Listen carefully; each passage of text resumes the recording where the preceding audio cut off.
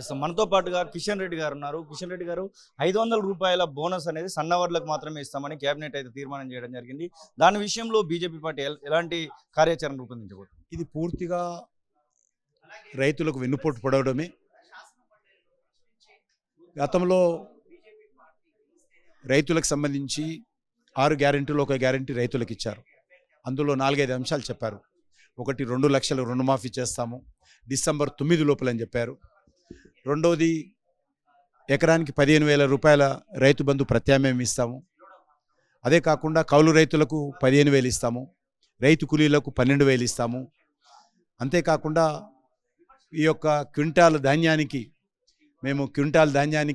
500 రూపాయలు బోనస్ ఇస్తామని ప్రకటించడం జరిగింది. కానీ ఈరోజు వర్షాలు వస్తూ ఉన్నాయి. ఇంతవరకు ఆ యొక్క కౌలు రైతులకు సంబంధించి కానీ ఇతర రైతులకు కానీ ఏ రకంగా రుణమాఫీ చేయలేదు. రుణమాఫీ చేయని కారణంగా పంట సాగు చేసుకోవాలంటే పంటకు సంబంధించిన పెట్టుబడి కావాలి. రేవంత్ రెడ్డి గారు చెప్పారు, డిసెంబర్ 9 లోపల మేము రుణమాఫీ చేస్తాము, మీరు ఎవరు కూడా రైతులు మీరు బ్యాంకులకు డబ్బులు కట్టొద్దని చెప్పాడు. ఇలా నా మాట మీద నమ్మకం ఉండి అలా అది ప్రతిపక్షంలో ఉన్నప్పుడు డబ్బులు చెల్లించలేదు. అధికారంలోకి వచ్చి 6 నెలలు అవుతున్నా ఇంతవరకు రైతులు బ్యాంకులకు డబ్బులు ఇవ్వలేదు. వీళ్ళు రుణమాఫీ చేస్తారని ఆశతో ఇప్పుడు పంట సాగు చేసుకోవాల్సిన పరిస్థితి వచ్చినప్పుడు దానికి పెట్టుబడి లేనటువంటి పరిస్థితి, రైతులు దిక్కుతోచని పరిస్థితులు ఉన్నారు. రెండో విషయము, మీరు బోనస్ ఇస్తామని చెప్పారు. ఈరోజు ఏమంటున్నారు, మేము సన్న రకానికే ఇస్తాము, దొడ్డు రకానికి ఇవ్వమని. తెలంగాణలో సాగు చేసేది 90% దొడ్డు రకమే బియ్యమే.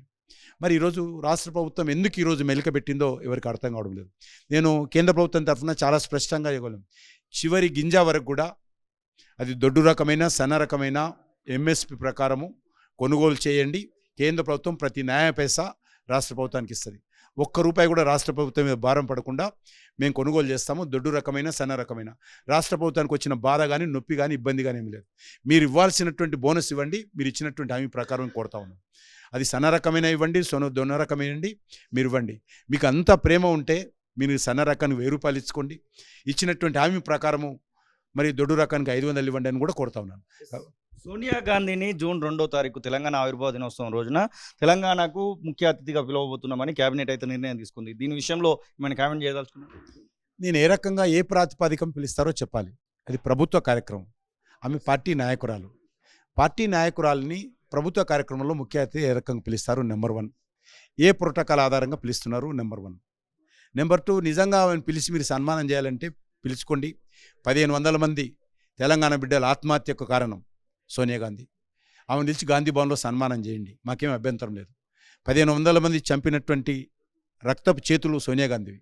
ఎందుకంటే ప్రతి తెలంగాణ బిడ్డ చనిపోయినప్పుడు, ఆత్మహత్య చేసుకున్నప్పుడు ఆయన ఉత్తరాలు రాసి పెట్టాడు, నా చావుకు సోనియా గాంధీ కారణము, నా చావుకు కాంగ్రెస్ పార్టీయే కారణము, నా చావుకు కాంగ్రెస్ పార్టీ యూటర్న్ చేయడానికే కారణము, కాబట్టి తెలంగాణ కోసం మేము చేస్తున్నాం అని చెప్పి బాజాప్తా ఉత్తరాలు రాసి చనిపోయారు. అటువంటి సోనియా గాంధీని ఈరోజు తెలంగాణ ఆవిర్భావ ఉత్సవాల్లో మీరు కాంగ్రెస్ పార్టీ పిలవాలంటే మీరు ఇంటర్నల్ పిలుచుకోండి. ప్రభుత్వ కార్యక్రమంలో ఏ ప్రాతిపదికను పిలుస్తారు, ఏ ప్రోటోకాల్ ప్రకారం పిలుస్తారు అనే విషయం నేను సవాల్ చేస్తా ఉన్నాను. జై జై హే తెలంగాణ పాటను రాష్ట్ర గీతంగా తీసుకోబోతున్నాము. జూన్ 2వ తారీఖు రోజే దాన్ని ప్రకటించబోతున్నాము. దానికి కావాల్సినటువంటి అన్ని పనులు పూర్తి చేయబోతున్నారు అనేటువంటి వార్త నిన్న సీఎంఓ నుంచి వస్తున్నటువంటి, దీన్ని ఆహ్వానిస్తున్నారా మీరు? డెఫినెట్గా అది మంచి గేయం. గతంలో కూడా టీఆర్ఎస్ పార్టీ ప్రకటించి వెనకడుగు వేసింది. కాబట్టి ఆ యొక్క గేయాన్ని ఇవ్వాలని అన్ని పార్టీలు అందరం కూడా చాలాసార్లుగా డిమాండ్ చేశాము. అందులో తప్పట్టాల్సిన అవసరం ఏం లేదు. రాష్ట్రంలో ఉన్నటువంటి బీసీ లీడర్ల నుంచి, బీసీ నాయకుల నుంచి ఒక ప్రతిపాదన వస్తూ ఉంది. 42% రిజర్వేషన్లను లోకల్ బాడీస్లో ఇచ్చిన వెంటనే మీరు ఎలక్షన్స్కు పోవాలని చెప్పేసి కాంగ్రెస్ ప్రభుత్వాన్ని డిమాండ్ చేస్తూ ఉన్నారు. బీజేపీ పార్టీ ఏమైనా బీసీ నాయకులకు కానివ్వండి, ఇక్కడ ఉన్నటువంటి బీసీలకు మద్దతుగా ఏమైనా పోరాటాలు చేయబోతుందని? మీకు తెలుసు, మేము బీసీ ముఖ్యమంత్రిగా మన శాసనసభ ఎన్నికల్లో ప్రకటించాము. అన్ని పార్టీల కంటే, బీఆర్ఎస్ కంటే, కాంగ్రెస్ పార్టీ కంటే అత్యధికమైనటువంటి ఎమ్మెల్యే సీట్లు బీసీలకు ఇచ్చాము. పార్లమెంట్లో కూడా బీసీలకు అత్యధికంగా ఇచ్చాము.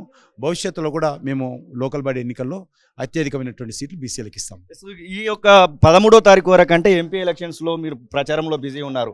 ఆ తర్వాత రైతులకు సంబంధించినటువంటి విషయంలో వర్షంలో కళ్ళల దగ్గర వడ్లు ఎండిపోయి వడ్లకు తడిసిపోయినటువంటి సందర్భాలు ఇట్లా చాలా కనబడతా ఉన్నాయి. మీరు లేట్ చేస్తున్నారు అనిపించట్లేదు ఒక ప్రతిపక్ష పార్టీగా రైతుల దగ్గరికి పోవడంలో కానివ్వండి? ఇప్పటికే మేము దాని మీద మా పార్టీ తరఫున రైతుల ఆందోళన మేము చేశాము. ఇక్కడ కూడా నేనే స్వయంగా ధర్నా కూడా చేశాను, ఒకరోజు దీక్ష కూడా చేశాను. మళ్ళీ రేపు నేను కొన్ని మార్కెట్ యార్డులు కూడా విజిట్ చేస్తున్నాను. తప్పకుండా రైతుల పక్షాన్ని నిలబడి భారతీయ జనతా పార్టీ పోరాటం చేస్తుంది. ఇది కిషన్ రెడ్డి చెప్తున్న మాటలు. ఖచ్చితంగా తెలంగాణ రాష్ట్రంలో ఉన్నటువంటి రైతుల కోసము మేము ఖచ్చితంగా కొట్లాడతాము అంటూనే ఇక సోనియా గాంధీ ఎట్లా ఇక్కడికి వస్తుంది, జూన్ 2వ తారీఖు రోజు సోనియా గాంధీని ఎట్లా ఆహ్వానిస్తారు ప్రభుత్వ కార్యక్రమానికి అనేటువంటి మాటనైతే వారు చెప్తున్నటువంటి పరిస్థితి. కెమెరా పర్సన్ సతీష్తో కలిసి శ్రీనివాస్ తొలివెలుగు, హైదరాబాద్. అసలైన తొలి వెలుగు. Follow WhatsApp @Tolivelugu official.